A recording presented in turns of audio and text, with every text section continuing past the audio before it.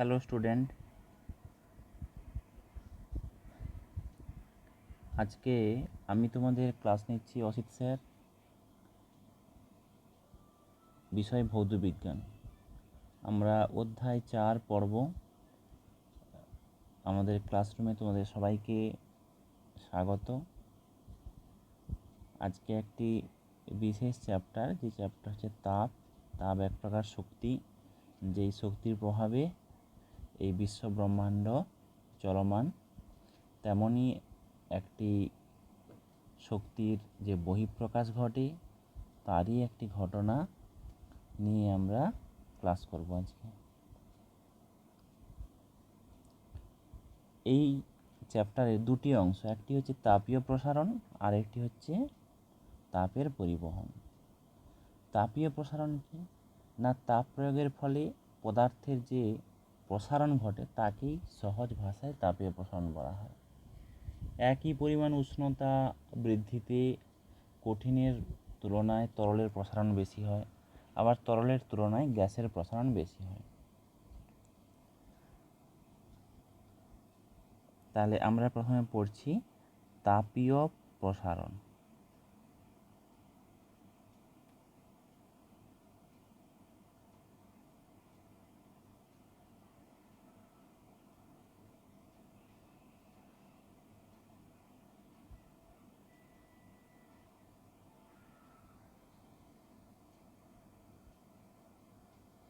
তাপীয় প্রসারণ, তাপীয় প্রসারণের মধ্যে আমরা প্রথমে পড়ব কঠিন পদার্থের প্রসারণ।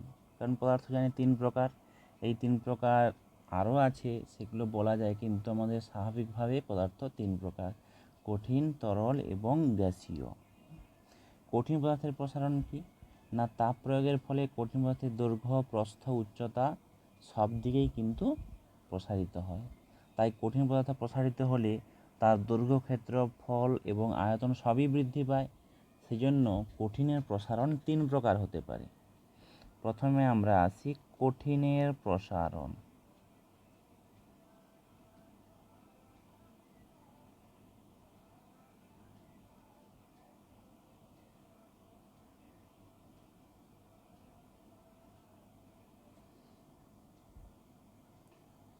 এই কঠিনের প্রসারণ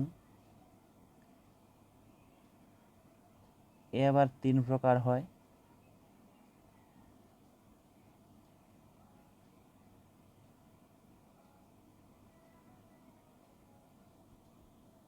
একে আসছি আমরা দৈর্ঘ্য প্রসারণ।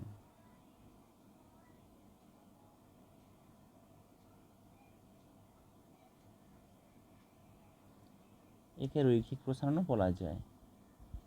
2 হচ্ছে ক্ষেত্র প্রসারণ।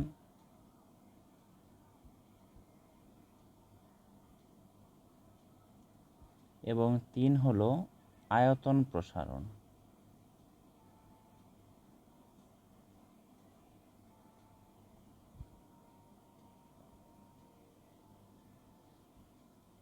এখন দৈর্ঘ্য প্রসারণ কাকে বলে না, উষ্ণতা বৃদ্ধিতে কোনো একটি পদার্থের নির্দিষ্ট দিকে যে প্রসারণ ঘটে তাকেই আমরা তার দৈর্ঘ্য প্রসারণ বলি। ক্ষেত্র প্রসারণ কি না, উষ্ণতা বৃদ্ধিতে কঠিন পদার্থের যে ক্ষেত্রফলের প্রসারণ ঘটে তাকে আমরা কি বলি, ক্ষেত্র প্রসারণ। আয়তন প্রসারণ কি না, উষ্ণতা বৃদ্ধি হলে কঠিন পদার্থের যে আয়তন বৃদ্ধি হয় তাকে আমরা আয়তন প্রসারণ বলি। ক্ষেত্র প্রসারণ ব্যাপারটা কীরকম না, আমি যদি দেখি যে একটি বস্তুর দৈর্ঘ্য ছিল এক নির্দিষ্ট উষ্ণতায় এই পরিমাণ, তাপ দেওয়ার ফলে তার দৈর্ঘ্য বৃদ্ধি পেল এই পরিমাণ। ক্ষেত্র প্রসারণ কি না, ক্ষেত্র প্রসারণ হলো যে একটি বস্তুর প্রাথমিক ক্ষেত্রফল ছিল এই পরিমাণ এবং তাপ দেওয়ার ফলে তার প্রসারণ হলো এই পরিমাণ। তাহলে এই ধরনের যে প্রসারণ তাকে আমরা বলি ক্ষেত্র প্রসারণ। আবার আয়তন প্রসারণ কি, তাহলে একটি বস্তুর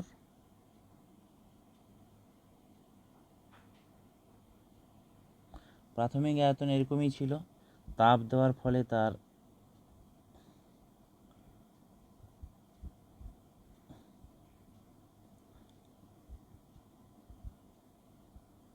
আয়তন দাঁড়ালো এইরকম। তাহলে এটা হচ্ছে আমাদের আয়তন প্রসারণ।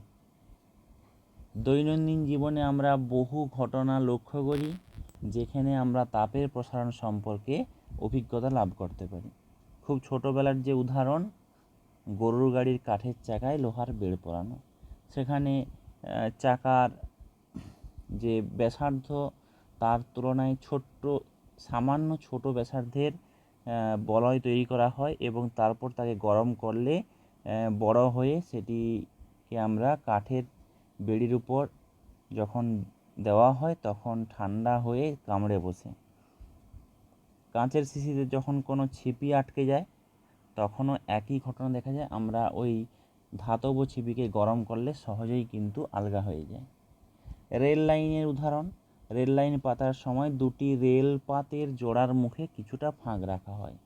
কারণটা কি না, সূর্যের তাপে বা চাকার ঘর্ষণে যখন এই রেলগুলি অর্থাৎ রেলপাতগুলি গরম হয় তারা দৈর্ঘ্যে প্রসারিত হয়। যদি না ফাঁক থাকতো তাহলে এই প্রসারণের ফলে যে প্রচণ্ড বল হতো তার ফলে রেল লাইন বাঁকিয়ে যেত এবং দুর্ঘটনা ঘটত। তবে এতক্ষণ আমরা বললাম কঠিনের উপর তাপ প্রয়োগ করলে তার প্রসারণ হয়, তবে এর ব্যতিক্রম ঘটনাও আছে। কিছু কিছু কেলাস আছে যাদের উষ্ণতা বৃদ্ধি করলে বা তাদেরকে উত্তপ্ত করলে তারা বিভিন্ন মাত্রায় প্রসারিত হয়। ইনভার নামে লোহা নিকেলের যে সংকর ধাতু আছে এবং পাইরেক্স যে কাঁচ আছে তার তাপীয় প্রসারণ প্রায় নগণ্য বললেই চলে। আবার টান টান করা রাবারের ব্যান্ডকে উত্তপ্ত করলে সেটি সংকুচিত হয়। এ উদাহরণ ব্যতিক্রম উদাহরণ, তবে ব্যতিক্রমটাই তো সব নয়, আমাদের কাছে বেশিরভাগ কী ঘটে সেটাই দেখা উচিত। এখন একই উষ্ণতা পরিবর্তনের ফলে বিভিন্ন কঠিন পদার্থের বিভিন্ন পরিমাণ প্রসারণ ঘটে। এই ধর্মের উপর ভিত্তি করে একটি যন্ত্র তৈরি করা হয়েছে, সেটি হচ্ছে দ্বিধাতব পাত, এবং দ্বিধাতব পাতকে ব্যবহার করে আমরা ব্যবহারিকভাবে তাকে থার্মোস্ট্যাট এবং ফায়ার অ্যালার্ম হিসাবে ব্যবহার করি। দ্বিধাতব পাত কি না, সাধারণ উষ্ণতায় সমান দৈর্ঘ্য এবং প্রস্থ দ্বিধাতব পাত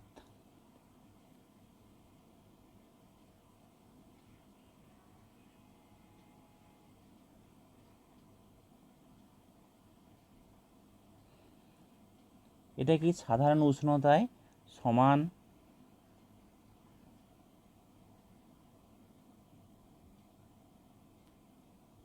দৈর্ঘ্যের দুটি পাত নিলাম, যার দৈর্ঘ্য প্রস্থ বেধ সব একই রকম সাধারণ উষ্ণতায়, কিন্তু দুটো আলাদা ধরনের ধাতু। এদেরকে যদি পাশাপাশি রেখে রিভেট করে দিলে তাহলে ওই ধাতু যুগ্মকেই আমরা দ্বিধাতব পাত বলতে পারি।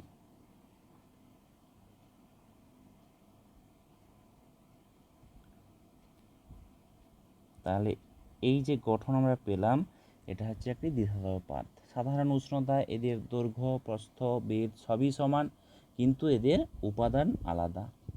এখন উষ্ণতা যখন বৃদ্ধি করা হয় তখন এদের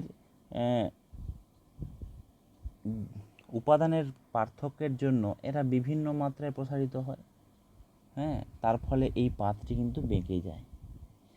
এই দ্বিধাতব পাতের এই বিশেষ ধর্মের উপর ভিত্তি করে দুটি বিশেষ যন্ত্র তৈরি করা, একটি থার্মোস্ট্যাট বা উষ্ণতা নিয়ন্ত্রক যন্ত্র, ঘর বা কোনো আবদ্ধ স্থানকে উষ্ণতা স্থির রাখার জন্য একটি দ্বিধাতব পাতকে স্বয়ংক্রিয় সুইচের মতো ব্যবহার করা হয়, একে থার্মোস্ট্যাট বলা হয়। উষ্ণতা বাড়লে দ্বিধাতব পাতটি বেঁকে নির্দিষ্ট উষ্ণতায় বেঁকে গিয়ে তড়িৎ বর্তনী বিচ্ছিন্ন করে, আবার উষ্ণতা কমে গেলে নির্দিষ্ট উষ্ণতায় ফিরে গিয়ে দ্বিধাতব পাতটি সোজা হয়ে বর্তনীকে সংযুক্ত করে। ঠিক ব্যাপারটা এই রকম।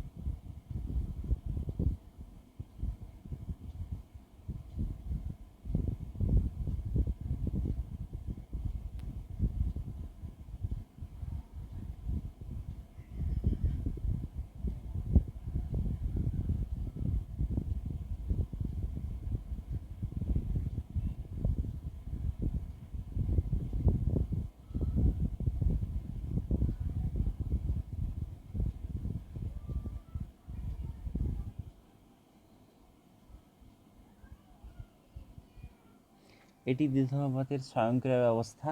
আমরা এই ব্যবস্থা বিভিন্ন জায়গায় দেখতে পারি। ইলেকট্রিক ইস্ত্রি, আমরা সব বাড়িতে প্রায় অনেকের ইলেকট্রিক ইস্ত্রি আছে, সেখানে তোমরা দেখতে পারো এক নির্দিষ্ট উষ্ণতার পরে কিন্তু ইস্ত্রি আর বর্তনীর সঙ্গে যুক্ত থাকে না।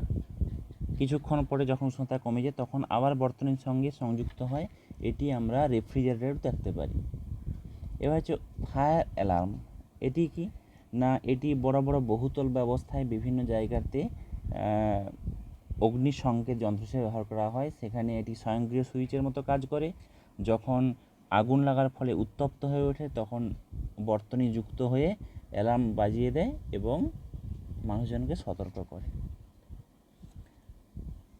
এখন এই দ্বিধানুপাত কীরকম কাজ করে না, আমরা যে দুটো ভিন্ন ধাতুর পাত নিয়েছি তার মধ্যে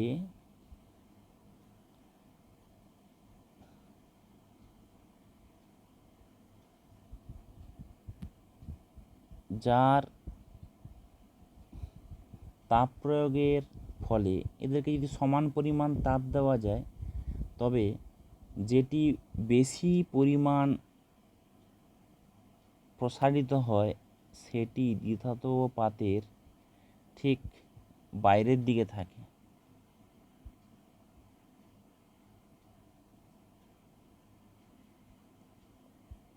এখানে যদি আমরা দেখি যে এর দৈর্ঘ্য প্রসারণ গুণাঙ্ক বেশি, অর্থাৎ একই পরিমাণ উষ্ণতা বৃদ্ধির জন্য যদি এর দৈর্ঘ্য বেশি পরিমাণ বাড়ে তবে এটি কিন্তু বাইরের দিকে অবস্থান করে, এবং যার দৈর্ঘ্য প্রসারণ কম সেটি ভিতরের দিকে অবস্থান করে। এখন আমরা কিছুটা থিওরিটিক্যাল থেকে এদিকে আমরা কঠিনের যে দৈর্ঘ্য প্রসারণ সেই দৈর্ঘ্য প্রসারণ গুণাঙ্ক নির্ণয় করব, ক্ষেত্র প্রসারণ গুণাঙ্ক নির্ণয় করব এবং তাদের সম্পর্কও নির্ণয় করব। তাহলে কঠিনের দৈর্ঘ্য প্রসারণ বা রৈখিক প্রসারণ গুণাঙ্ক।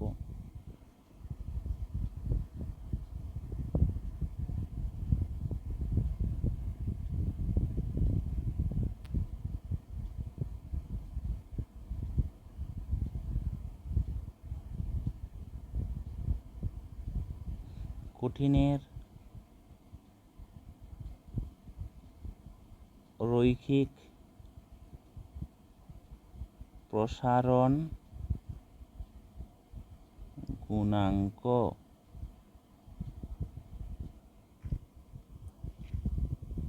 বলছে কি না, কোনো কঠিন পদার্থের প্রতি একক দৈর্ঘ্যে একক উষ্ণতা বৃদ্ধি করার জন্য যে পরিমাণ দৈর্ঘ্য প্রসারণ ঘটে, ভালো করে মনে রাখবে, কোনো কঠিন পদার্থের প্রতি একক দৈর্ঘ্যে একক উষ্ণতা বৃদ্ধি করার জন্য যে পরিমাণ দৈর্ঘ্য প্রসারণ হয় তাকে তার দৈর্ঘ্য প্রসারণ গুণাঙ্ক বলা হয়। আমরা খুব সহজেই এটি দেখতে পারি যে মনে করি T1 ডিগ্রি সেন্টিগ্রেড উষ্ণতায় একটি বস্তুর দৈর্ঘ্য L1। এখন T2 ডিগ্রি সেন্টিগ্রেড উষ্ণতায় একটি বস্তুর দৈর্ঘ্য L2। অবশ্যই T1 লেস দেন T2, অর্থাৎ বস্তুর উষ্ণতা বৃদ্ধি পেয়েছে। তাহলে দৈর্ঘ্য বৃদ্ধি কত না, দৈর্ঘ্য বৃদ্ধি L2 মাইনাস L1।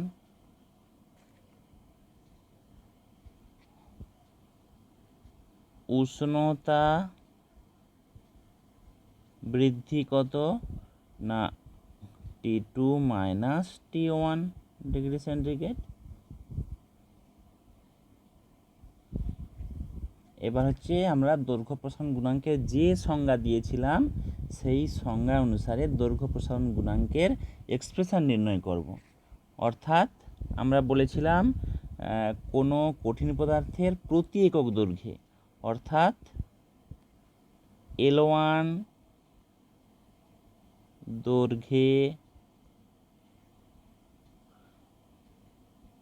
দৈর্ঘ্য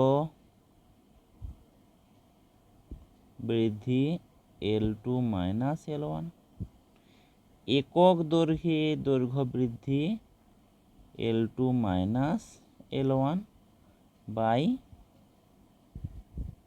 L1। এই যে দৈর্ঘ্য বৃদ্ধি হয়েছে তা কিন্তু T2 minus T1 degree centigrade উষ্ণতা বৃদ্ধির জন্য হয়েছে। তাহলে T2 minus T1 degree centigrade উষ্ণতা বৃদ্ধিতে একক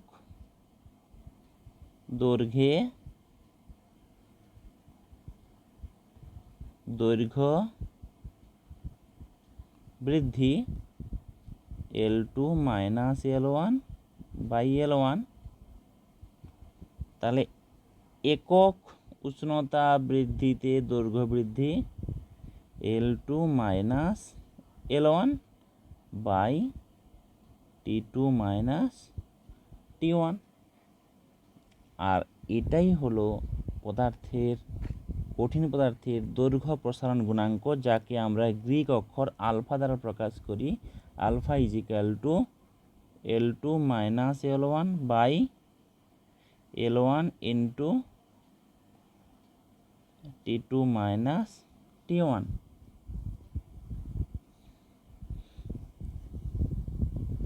অতএব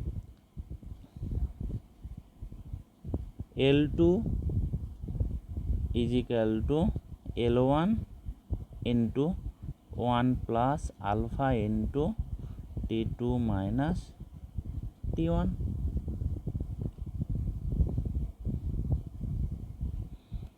এবার আমরা দেখি আলফার একক কি। আলফার একক, তাহলে প্রথমে আছে উপরে আমাদের লবে আছে দৈর্ঘ্য একক, নিচে দৈর্ঘ্যের একক। তাহলে লব এবং হরে উভয় একক আমরা বাদ দিতে পারি। তাহলে দাঁড়ালো 1 বাই ডিগ্রি সেন্টিগ্রেড, অর্থাৎ ডিগ্রি সেন্টিগ্রেড ইনভার্স। এই যে সিজিএস পদ্ধতিতে কেলভিন স্কেলে হলে Fahrenheit inverse, Kelvin inverse. Fahrenheit স্কেলে হলে ডিগ্রি ফারেনহাইট ইনভার্স। তবে এখানে একটি আমাদের জিনিস মনে রাখা উচিত, এটা একটা শর্টকাট টিপস বলতে পারো তোমরা,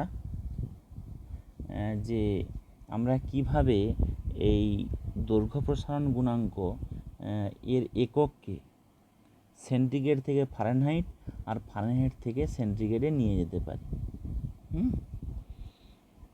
আলফা ফারেনহাইট সমান 5/9 আলফা সেন্টিগ্রেড।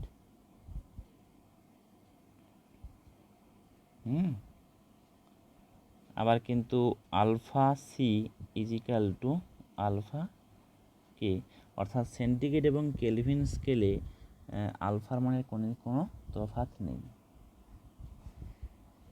এবার হচ্ছে কঠিন পদার্থের ক্ষেত্র প্রসারণ গুণাঙ্ক।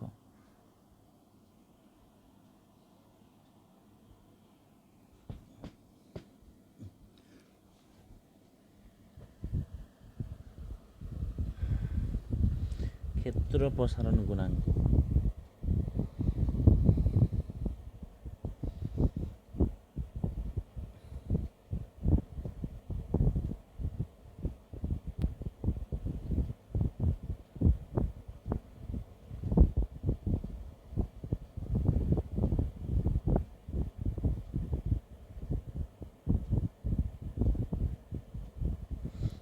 যাকে আমরা বিটা অক্ষর দ্বারা প্রকাশ করি। এর আমরা সংজ্ঞা কিভাবে দেব? খুব সহজভাবে, কোনো কঠিন পদার্থের প্রতি একক ক্ষেত্রফলের একক উষ্ণতা বৃদ্ধির জন্য যে পরিমাণ ক্ষেত্র প্রসারণ হয় তাকে ওই পদার্থের ক্ষেত্র প্রসারণ গুণাঙ্ক বলে।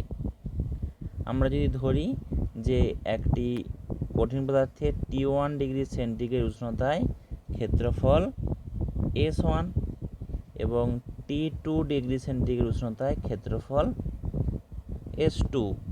তাহলে আমরা তার ক্ষেত্র প্রসারণ গুণাঙ্কের সংজ্ঞা একইভাবে বলতে পারি S2 minus S1 by S1 into T2 minus T1, বা এখান থেকে আমরা লিখতে পারি S2 সমান S1 into 1 plus beta into T2 minus T1।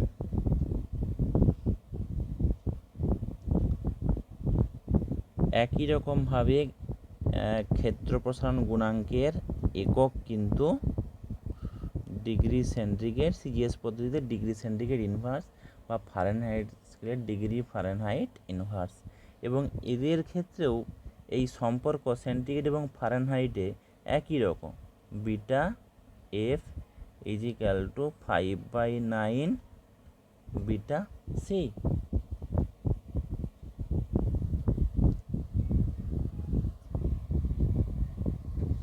এরপরে আমরা যাচ্ছি কঠিনের আয়তন প্রসারণ গুণাঙ্ক।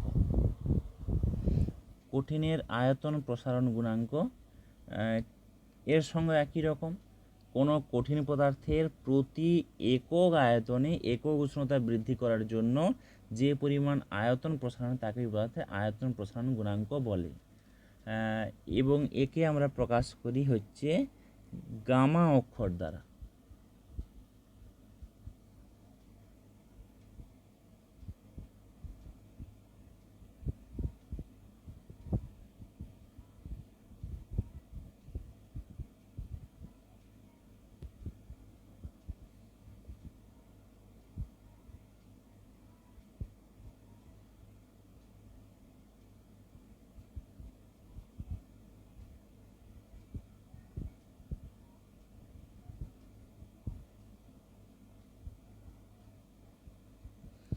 তাহলে আমরা যদি ধরে নেই যে যখন কোনো বস্তুর উষ্ণতা T1 ডিগ্রি সেন্টিগ্রেড তখন তার আয়তন ছিল V1, যখন উষ্ণতা বৃদ্ধি পেয়ে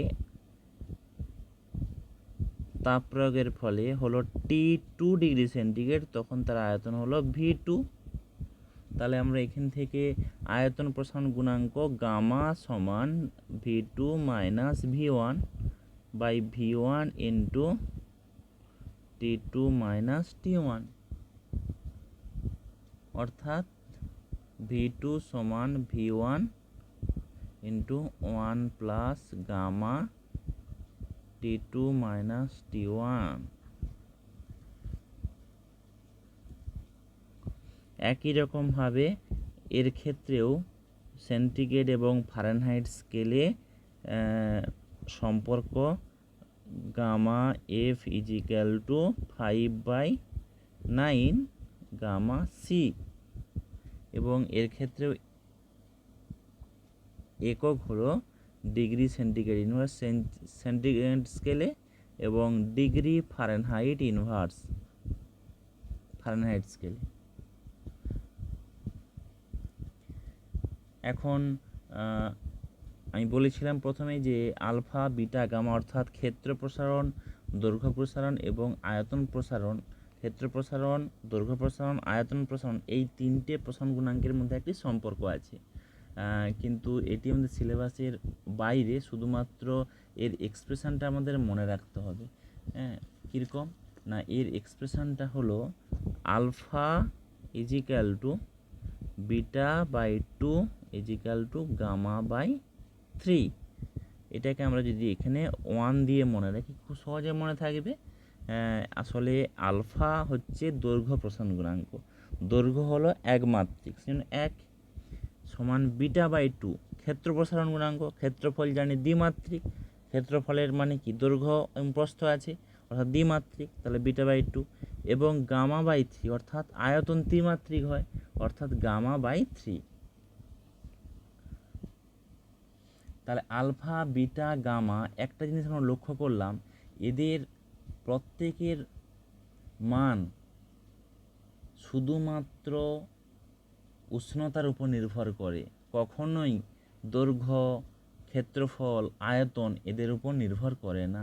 অর্থাৎ আলফা, বিটা, গামা হলো উষ্ণতা সাপেক্ষ কিন্তু দৈর্ঘ্য, ক্ষেত্রফল, আয়তন নিরপেক্ষ। এখন পরীক্ষাতে একটা প্রশ্ন আছে যে পিতলের দৈর্ঘ্য, পিতল না হয় লোহাও হতে পারে, হ্যাঁ, পিতলের দৈর্ঘ্য প্রসারণ গুণাঙ্ক আলফা সমান 19 গুণিতক 10⁻⁶ পার ডিগ্রি সেন্টিগ্রেড বলিতে কি বোঝো? তাহলে আমি যদি বলি 1 সেন্টিমিটার দৈর্ঘ্যের কোনো পিতলের উষ্ণতা 1 ডিগ্রি সেন্টিগ্রেড বৃদ্ধি করলে তার দৈর্ঘ্য প্রসারণ হবে 19 × 10⁻⁶ সেন্টিমিটার। বা এরকম হতে পারে 1 মিটার দৈর্ঘ্যের কোনো পিতলের উষ্ণতা 1 ডিগ্রি সেন্টিগ্রেড বৃদ্ধি করলে তার দৈর্ঘ্যের প্রসারণ হবে 19 × 10⁻⁶ মিটার। তাহলে এইটি আছে। আর কি আছে না, আলফার মান দেওয়া আছে সেন্টিগ্রেড স্কেলে, তোমাকে বের করতে হবে আলফা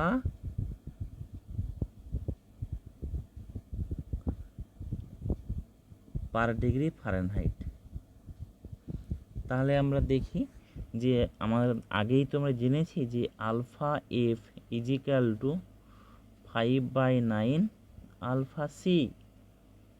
তাহলে সহজ, তাহলে alpha F is equal to 5/9 into alpha সির মান মানে সেন্টিগ্রেড স্কেলে আলফার মান 19 × 10⁻⁶। তাহলে আমাদের হয়ে যাবে ডিগ্রি ফারেনহাইট।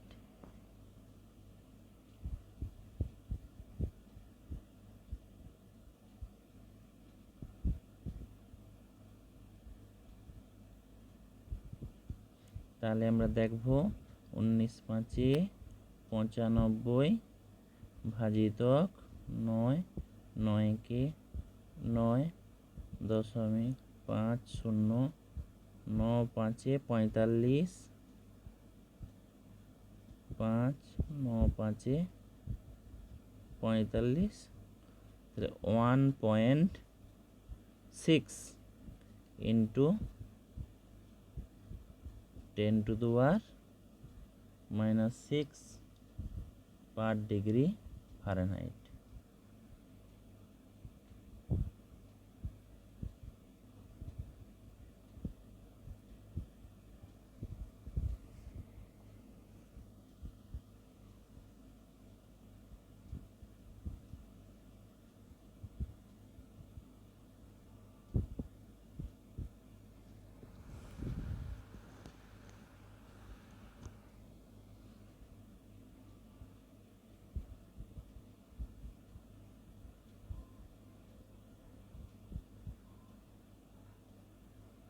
আমাদের একটু ভুল হয়ে গেল এখানে,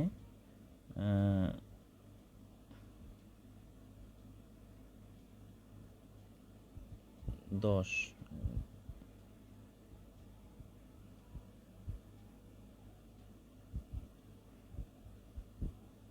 10.6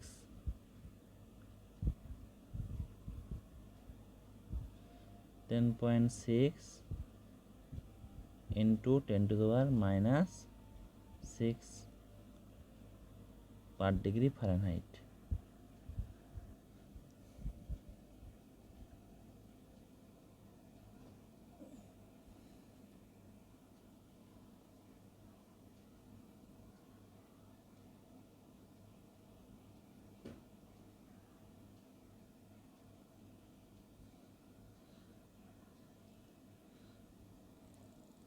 তোমরা এটাকে এরকমভাবে লিখতে পারো 1.06 × 10⁻⁵ পার ডিগ্রি ফারেনহাইট। তাহলে আজকে আমরা কঠিনের প্রসারণ পড়লাম। কি কি পড়লাম না, কঠিনের প্রসারণ কাকে বলে, কঠিনের প্রসারণ কয় প্রকার, সেই 3 প্রকারের সংজ্ঞা, তাদের হচ্ছে ম্যাথমেটিক্যাল এক্সপ্রেশন এবং সেন্টিগ্রেড এবং ফারেনহাইট স্কেলে তাদের কীভাবে মান চেঞ্জ করা যায়, আমরা সবই পড়লাম, তাদের একক পড়লাম, তাদের জানলাম যে একক কেবলমাত্র উষ্ণতার উপর নির্ভরশীল, এদের দৈর্ঘ্য, প্রস্থ, আয়তন বা ক্ষেত্রফল কোনো কিছুর উপর নির্ভরশীল নয়। তাহলে আজকে আমাদের এইটুকুই পড়া থাক। তোমরা সবাই ভালো থাকবে, বাড়িতে পড়াশোনা করবে এবং যদি কোনো সমস্যা হয় সরাসরি আমার হোয়াটসঅ্যাপ নাম্বারে যোগাযোগ করতে পারো। Thank you.